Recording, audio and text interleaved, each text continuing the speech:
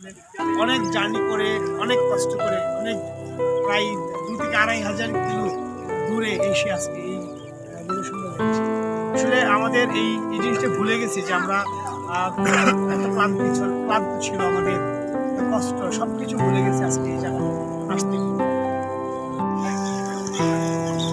আসলে আজকে সবাই দারুণ খুশি, সবাই খুব এক্সাইটেড, খুবই এক্সাইটেড সবাই। আমরা আস্তে আস্তে এগিয়ে যাচ্ছি একদম তাজমহলকে টাচ করতে। গেট দিয়ে প্রবেশ করছি, ধীরে ধীরে আমরা সিঁড়ি দিয়ে উপরে উঠছি। তো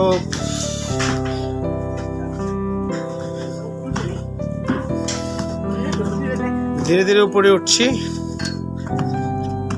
ধীরে ধীরে উপরে উঠছি। আপনি আমার ভিতরটা দেখাতে পারবো ইনশাল্লাহ। যারা যারা আসবেন আমি সবার থেকেই বলবো, সকালবেলা তাজমহলের দৃশ্য কিন্তু অসাধারণ থাকে। তাজমহলের ভিতরে ঢোকার জন্য গেট পাস করে এইমাত্র আমরা ভিতর দিকে প্রবেশ করছি। ভিতরটা দেখাতে পারবো ইনশাল্লাহ। এ হচ্ছে সেই বিএসএফ যারা পাহারা দিচ্ছে, ওখানটায় সিকিউরিটির দায়িত্ব পালন করছে। এ হচ্ছে বিএসএফ সদস্যবৃন্দ। এই হচ্ছে একটা পিলার, এ হচ্ছে ফ্রন্ট সাইজ অফ তাজমহল। এই হচ্ছে আপনার আরেকটা পিলার। চলে আসলাম তাজমহলের একদম ভিতর সাইডটাকে দেখানোর জন্য। এটা আসলে যদি আমি দেখি, দেখেন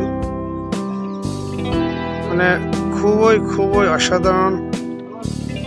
ভিতরটাই আসলে এই মমতাজের সমাধি আছে। দুবাই দেখার জন্য যাচ্ছিল, ওই যে দেখুন বিএসএফ সদস্যরা করতেছে। এই গেট দিয়ে আমরা বের হয়ে আসছি। এই ভিতরটাই আসলে মমতাজ এবং শাহজাহান সমাধিত হয়েছেন। তো আসলে আমরা একদম বাইরের সাইডটাতে আছি। একদম সুন্দর কোরআন থেকে অনেক ধরনের আয়াত এখানে লিপিবদ্ধ আছে এবং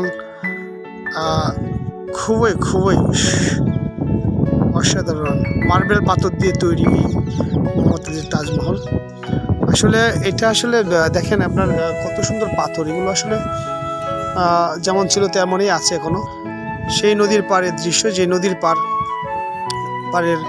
পাড়ে ওই শাহজাহান চিন্তা করেছিলেন তার প্রিয়তম স্ত্রী মমতাজকে সমাহিত করবেন। 22 বছর লেগেছিল আজকের এই যে তাজমহলটিতে আমরা এসেছি সেটা তৈরি করতে। আসলে বিশ্বাস করা যায় না। এই যে দেখেন, খুবই অসাধারণ একটা দৃশ্য।